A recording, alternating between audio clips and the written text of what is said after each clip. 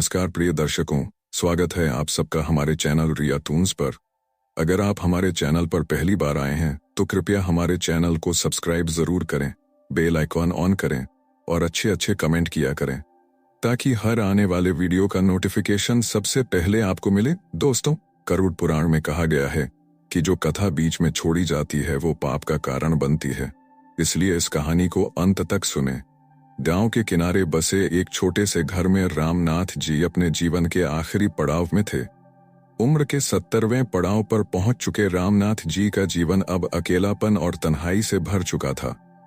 उनका बेटा रवि, बहू सीमा और पोता आर्यन शहर में रहते थे। रामनाथ जी ने जीवन भर ईमानदारी से खेती बाड़ी की थी और अपने बेटे को पढ़ा लिखा कर बड़ा आदमी बनाने का सपना देखा था। उन्होंने अपना सब कुछ बेटे को दे दिया, यह सोचकर कि बुढ़ापे में वही उनका सहारा बनेगा। लेकिन समय के साथ चीजें बदल गईं। रवि ने शहर में नौकरी पकड़ ली, बहू के साथ वहां बस गए और धीरे धीरे पिता की यादों से दूर होते चले गए। रामनाथ जी अब अकेले अपने खेतों और खाली घर में रह गए थे। दिन भर खेतों में काम करते, शाम को घर आकर सूनी दीवारों से बातें करते। कई बार उन्होंने सोचा कि रवि को बुलाएं, लेकिन हर बार सोचते कि बेटा व्यस्त होगा, क्यों परेशान करूं। एक दिन गांव के एक रिश्तेदार ने शहर जाकर रवि से मुलाकात की। बातचीत में उन्होंने रवि से पूछा, कभी अपने पिताजी से मिलने का विचार नहीं आता? रवि ने संकोच में कहा, काम बहुत है, पिताजी तो गांव में ठीक ही होंगे। रिश्तेदार ने गंभीरता से कहा, ठीक है या नहीं ये जानने के लिए जाना पड़ेगा। रवि, बुढ़ापे में इंसान को बस अपनों की जरूरत होती है। रवि को बात लग गई, लेकिन वह फिर भी अपनी व्यस्तताओं में उलझा रहा। कुछ दिन बाद रामनाथ जी ने बेटे को फोन किया, बेटा सब ठीक है? रवि ने जल्दी में कहा, हाँ पिताजी सब ठीक है।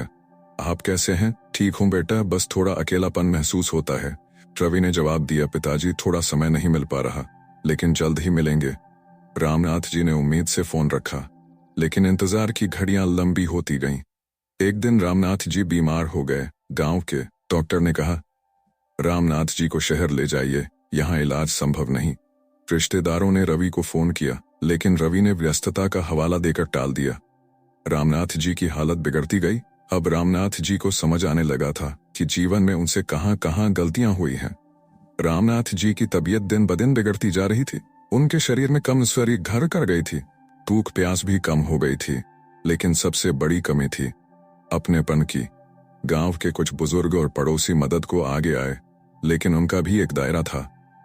रामनाथ जी को समझ आ गया था कि जीवन में एक वक्त ऐसा आता है जब अपने साये भी साथ छोड़ देते हैं। उन्होंने कई बार रवि को फोन किया, लेकिन हर बार रवि या तो व्यस्त था या कोई बहाना बना देता। गांव की ठंडी हवाएं जब रामनाथ जी के कमजोर शरीर से टकराती तो उनका अकेलापन और भी बढ़ जाता। उनके लिए अब रातें पहाड़ जैसी होती थीं। नींद तो जैसे उनसे रूठ गई थी। वह अक्सर खाट पर लेटे हुए पुरानी यादों में खो जाते। उन्हें याद आता कैसे उन्होंने रवि को अपनी मेहनत की कमाई से पढ़ाया था, कैसे उसकी हर जरूरत को बिना पूछे पूरा किया था। उस समय यह सोचकर खुश होते थे कि जब उनका शरीर थक जाएगा तो बेटा उनका सहारा बनेगा। लेकिन वक्त ने जैसे उनकी उम्मीदों को धोखा दे दिया था। गांव के पड़ोसी रघुवीर एक दिन उनके घर आए। उन्होंने रामनाथ जी की हालत देखकर चिंता जताई। भाई साहब, आप रवि को बुलाइए, बुढ़ापे में बेटे के बिना तो जीवन अधूरा है। रामनाथ जी ने गहरी सांस ली। बेटे को बुलाया है, लेकिन वह व्यस्त है, शायद उसका समय हमारे लिए नहीं बचा। रघुवीर ने हिम्मत दी, देखिए बेटा चाहे कितना भी व्यस्त हो, पिता के लिए समय निकालना ही चाहिए। आप एक बार फिर कोशिश कीजिए। रामनाथ जी ने एक बार फिर रवि को फोन किया। इस बार आवाज में एक थकावट थी, एक उम्मीद भी और कहीं न कहीं एक आखिरी कोशिश की झलक भी। रवि बेटा, तबीयत कुछ ठीक नहीं है, अगर संभव हो तो एक बार मिलने आ जाना।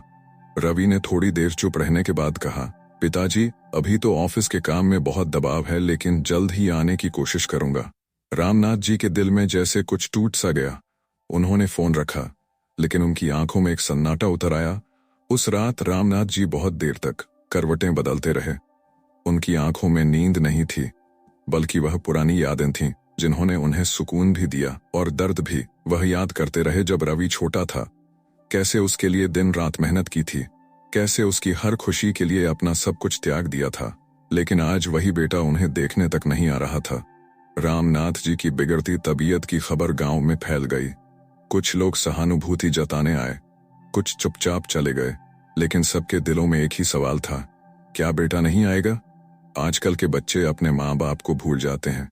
एक बुजुर्ग बोले, नहीं, सब बच्चे ऐसे नहीं होते। दूसरे ने कहा, शायद रवि को सही बात समझाई नहीं गई है। शहर में सीमा ने भी रवि से कहा, रवि तुम्हें एक बार गांव जाना चाहिए, पिताजी की हालत ठीक नहीं लगती, अगर कुछ हो गया तो?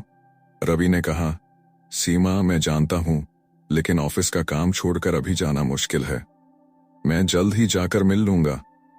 सीमा जानती थी कि जल्द ही का मतलब शायद कभी नहीं हो सकता है, लेकिन वह भी अधिक कुछ नहीं बोली। एक दिन गांव से रवि के पास खबर आई कि रामनाथ जी की हालत बहुत खराब है, अब वह बिस्तर से उठ भी नहीं पा रहे थे।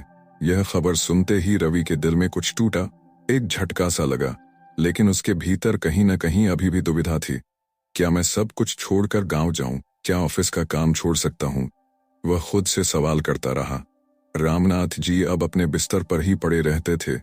पड़ोसी रघुवीर रोज आकर खाना दे जाते, लेकिन वह खाना भी अब कम ही खाते थे। एक दिन उन्होंने रघुवीर से कहा, रघुवीर, जीवन भर मैंने सोच समझकर फैसले लिए, लेकिन अब लगता है कि कुछ फैसले गलत थे। रघुवीर ने पूछा, कैसे फैसले भाई साहब? रामनाथ जी ने गहरी सांस ली। कहूंगा, लेकिन वक्त आने पर। अब रामनाथ जी के मन में पछतावे की आग जलने लगी थी।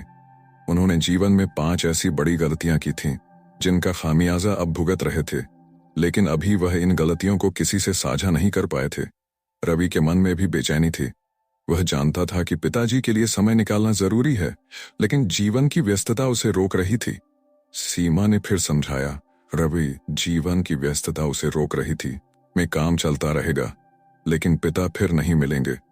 रवि ने गहरी सांस ली। शायद तुम्हारी बात सही है, मुझे गांव जाना चाहिए। रवि ने आखिरकार गांव जाने का निर्णय तो ले लिया, लेकिन उसका मन अभी भी उलझन में था। काम के बोझ, जीवन की भागदौड़ और आत्मग्लानि के बीच उसका दिल बेचैन था। सीमा ने भी उसे समझाया, रवि, जो समय एक बार चला जाता है वो फिर कभी नहीं लौटता। हो सकता है पिताजी बस तुम्हें देखना चाहते हो, बस एक बार तुम्हारे पास रहना चाहते हो। रवि चुपचाप सिर झुकाए बैठा रहा। उसके भीतर एक संघर्ष चल रहा था, व्यवसायिक जिम्मेदारियों का और बेटे होने की जिम्मेदारी का। लेकिन दिल की आवाज ने उसे मजबूर कर दिया और उसने अगली सुबह की पहली गाड़ी से गांव जाने का निर्णय लिया। उधर रामनाथ जी की हालत और भी बिगड़ चुकी थी। उनका शरीर अब बिल्कुल कमजोर हो चला था। आंखों में वो चमक नहीं रही जो कभी जीवन की उम्मीद से भरी रहती थी। रघुवीर रोज उनके पास आता, उन्हें खाना खिलाने की कोशिश करता, लेकिन रामनाथ जी अब केवल पानी पर ही निर्भर थे। भाई साहब, बेटा आ जाएगा, रघुवीर ने दिलासा दिया। रामनाथ जी ने कमजोर आवाज में कहा, रघुवीर, शायद अब बहुत देर हो चुकी है, लेकिन मुझे अब भी उसका इंतजार है। एक बार, बस एक बार देख लूं उसे। रघुवीर की आंखें भर आईं। जीवन का यह पड़ाव सच में कठिन था। रवि ने सुबह सुबह सफर की तैयारी कर ली थी। ट्रेन में बैठते ही उसके मन में पुरानी यादें उमड़ आईं।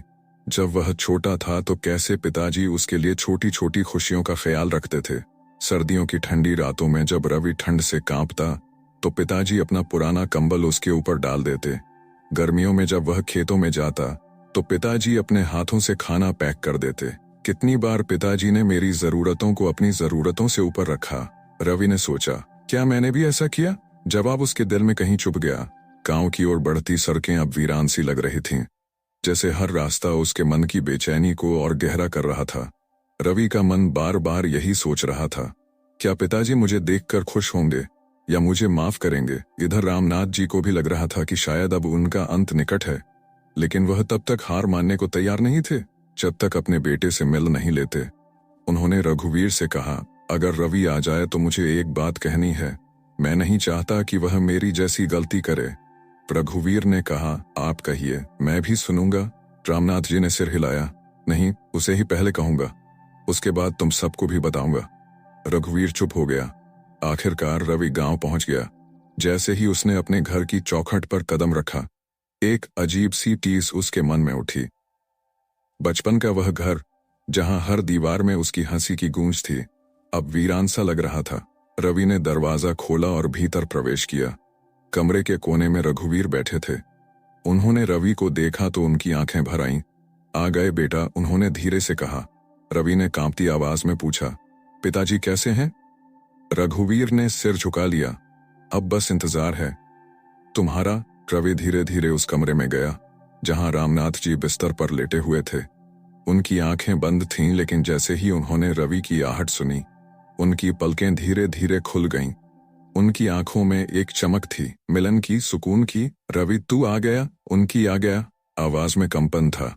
रवि ने पिताजी का हाथ पकड़ लिया। हाँ पिताजी, मैं आ गया। माफ कर दीजिए, बहुत देर कर दी। रामनाथ जी की आंखों से आंसू निकल पड़े। माफ नहीं बेटा, तुझे बस एक बात कहनी थी, रवि ने कहा। बोलिए पिताजी, रामनाथ जी ने धीरे धीरे कहा। मैंने जीवन में 5 बड़ी गलतियां की रवि। उन्हीं गलतियों का फल मैं आज भुगत रहा हूं, और मैं नहीं चाहता कि तू भी वही गलती दोहराए।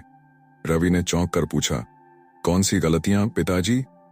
पहली गलती, अपने बुजुर्गों को बोझ समझना। मैं भी अपने पिता से कभी कभी परेशान हो जाता था, लेकिन जब वे नहीं रहे तो एहसास हुआ कि वे मेरा सबसे बड़ा सहारा थे।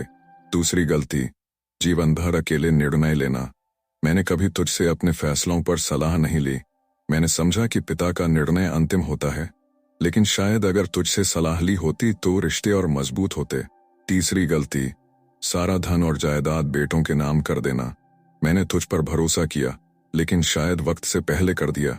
विश्वास जरूरी है, लेकिन अपने अधिकार को भी संभाल कर रखना चाहिए। चौथी गलती, खुद की जरूरतों को नजरअंदाज करना। मैंने अपनी हर खुशी को तुझ में तलाशा, लेकिन अपने लिए कुछ नहीं रखा। आज समझ आया कि आत्मसम्मान भी जरूरी है। पांचवी गलती और सबसे बड़ी गलती, अपनी भावनाओं को व्यक्त न करना। मैंने तुझसे कभी नहीं कहा कि मुझे भी तेरी जरूरत है। मैंने कभी यह नहीं जताया कि बुढ़ापे में भी बेटे की छांव चाहिए। शायद अगर मैं कहता तो तू जल्दी आता। रवि की आंखों से आंसू बह निकले। उसने पिताजी का हाथ मजबूती से पकड़ लिया। पिताजी, मुझसे गलती हुई। काश मैंने आपको पहले समझा होता। काश मैं समय पर आता। रामनाथ जी ने हल्की सी मुस्कान दी। अब आया है वही बहुत है, लेकिन मेरी ये बातें याद रखना, ताकि तुझे बुढ़ापे में ये पीड़ा न झेलनी पड़े। रामनाथ जी ने फिर गहरी सांस ली। अभी और बातें करनी है, लेकिन थक गया हूं।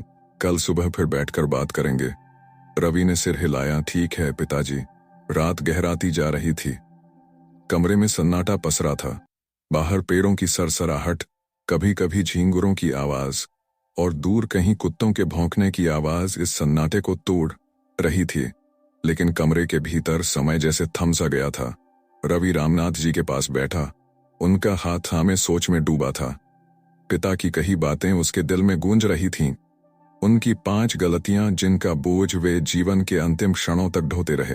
रवि के मन में पछतावे का सागर उमड़ रहा था। कितनी बड़ी गलतियां कर दी मैंने। कैसे नहीं समझा पिताजी को, क्यों नहीं समय निकाला। रवि का मन अपराध बोध से भर गया था। लेकिन अब जब वह पिता के करीब था, तब वह कुछ भी करके उनके आखिरी क्षणों को सुखद बनाना चाहता था। पिताजी, मैं आपके पास हूं, कहीं नहीं जाऊंगा, रवि ने धीमे स्वर में कहा। रामनाथ जी की आंखें झपकने लगीं। वे थके हुए थे, लेकिन उनके चेहरे पर एक सुकून था। कल बात करेंगे, उन्होंने थकी आवाज में कहा और आंखें मूंद लीं। रवि ने उनके माथे पर हाथ फेरा। हाँ पिताजी, कल सुबह आराम से बात करेंगे। रवि रात भर वहीं उनके पास बैठा रहा। बाहर चांदनी बिखरी थी, लेकिन रवि के मन में अंधकार था। वो उन पलों को सोचता रहा जब पिताजी ने उसकी खुशियों के लिए अपनी हर जरूरत को दबा दिया था। उसके सामने वो दिन घूमने लगे जब रामनाथ जी ने खेतों में पसीना बहाकर उसका भविष्य संवारने की कोशिश की थी। हर ठंड, हर गर्मी, हर बारिश में उन्होंने सिर्फ अपने बेटे के लिए संघर्ष किया। लेकिन रवि, वह क्या कर पाया? रात का हर क्षण रवि को खुद से सवाल करता रहा।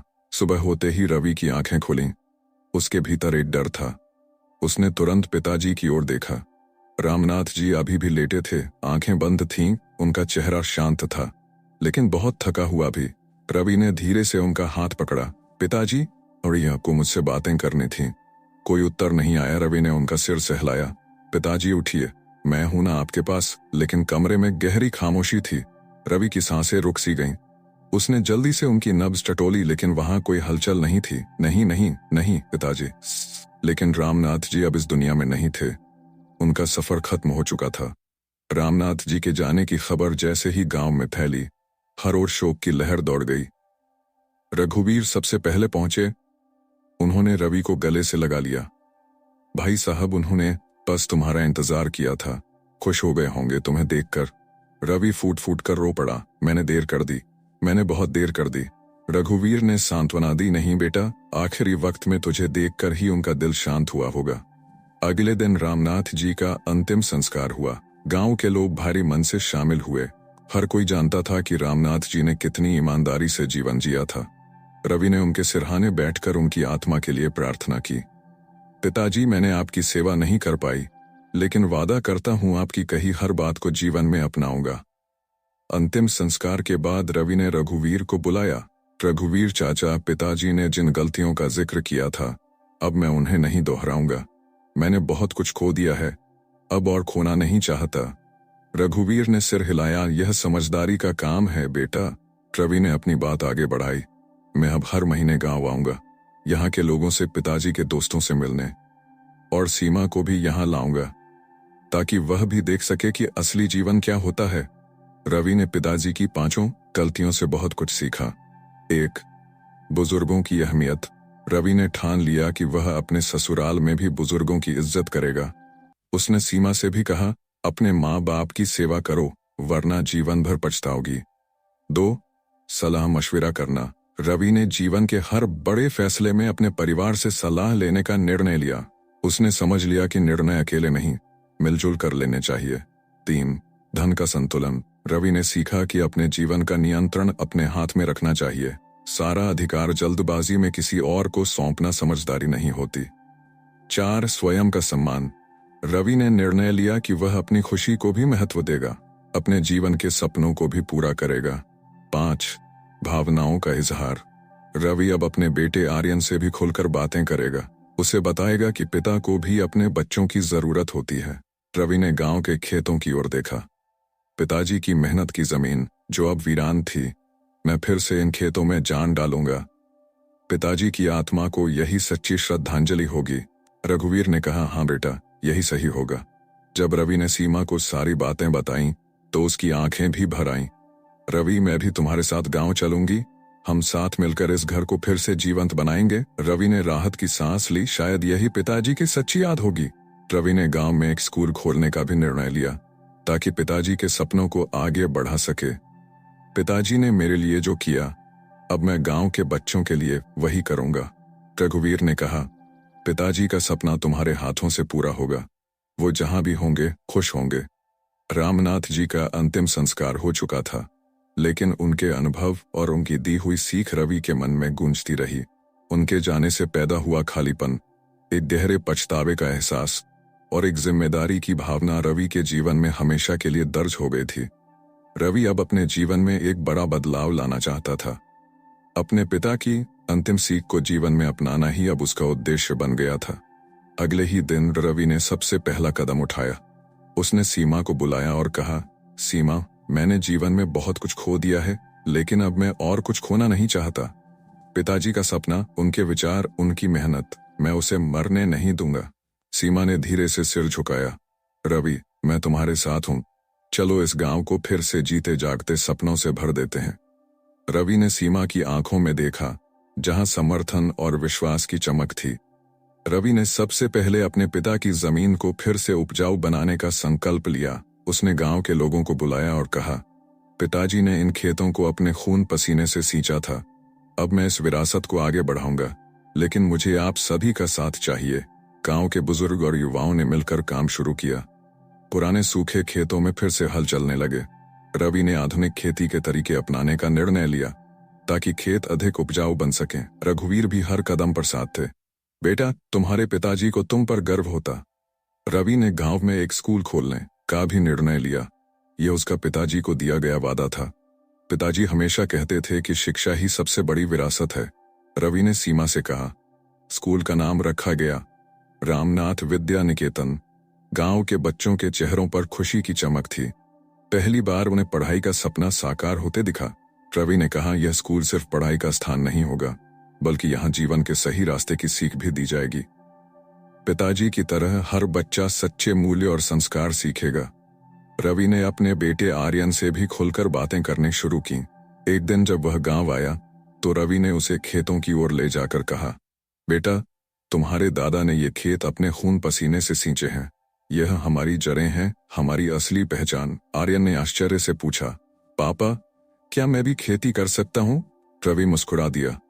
क्यों नहीं, लेकिन पहले इन खेतों की अहमियत को समझना जरूरी है। इसके बाद रवि ने आर्यन को अपने दादा की 5 गलतियों के बारे में बताया। बेटा, अगर जीवन में सफल और खुश रहना है तो इन गलतियों से सीखना बहुत जरूरी है। आर्यन ने सिर हिलाया। पापा, मैं कोशिश करूंगा कि मैं भी पापा की सीख को अपने जीवन में अपनाऊं। रवि का दिल भर आया। वह जानता था कि उसके पिताजी की आत्मा को अब सुकून मिलेगा। सीमा, जो पहले गांव के जीवन से दूर भागती थी, अब गांव के बच्चों के साथ समय बिताने लगी। वह महिलाओं को सिलाई कढ़ाई सिखाने लगी। मैंने बहुत कुछ शहर में सीखा है, सीमा ने कहा। अब मैं चाहती हूं कि गांव की महिलाएं भी आत्मनिर्भर बने। गांव की महिलाओं में नई ऊर्जा आ गई थी। उन्होंने भी सीमा के साथ मिलकर काम करना शुरू कर दिया। रवि ने गांव के विकास के लिए कई योजनाएं बनाई।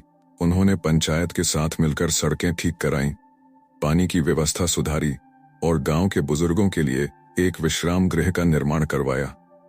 पिताजी कहते थे कि बुजुर्ग ही समाज की नींव होते हैं, उनका सम्मान करना हमारा फर्ज है, रवि ने पंचायत की बैठक में कहा।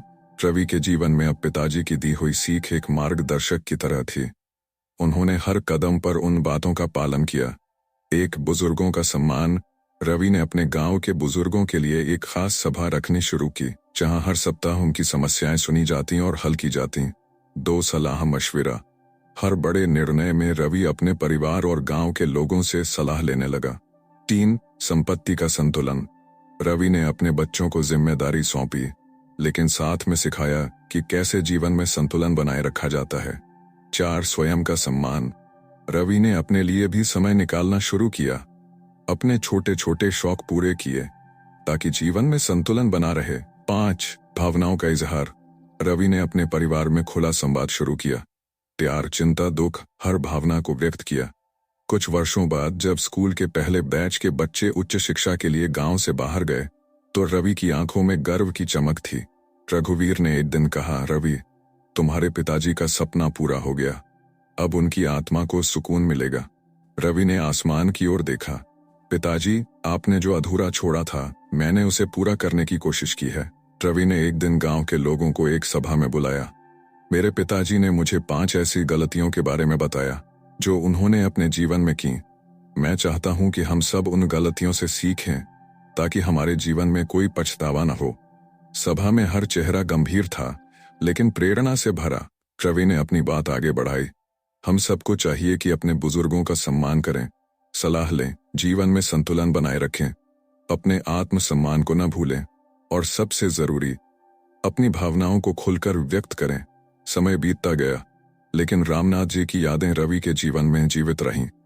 उनके द्वारा सिखाई गई सीख ने रवि के जीवन को दिशा दी और उस गांव को एक नई पहचान दी। रवि ने अपने जीवन से यह जाना कि जीवन में सबसे कीमती चीज रिश्ते होते हैं और उन रिश्तों को समय, सम्मान और प्यार देना ही सच्चा धर्म है। गलतियां सभी से होती हैं, लेकिन उनसे सीख लेकर अगर हम अपने जीवन में बदलाव लाएं तो वही हमारे जीवन की सबसे बड़ी जीत होती है। दोस्तों, हमारी आज की कहानी यहीं पर समाप्त होती है। हम उम्मीद करते हैं कि आपको हमारी आज की यह कहानी बहुत पसंद आई होगी और आप इससे ढेर सारी प्रेरणा लेंगे। कहानी पसंद आई हो तो वीडियो को लाइक करें और हमारे चैनल रिया टून्स को सब्सक्राइब करें। मिलते हैं अगले वीडियो में, तब तक के लिए नमस्कार। जय श्री कृष्ण।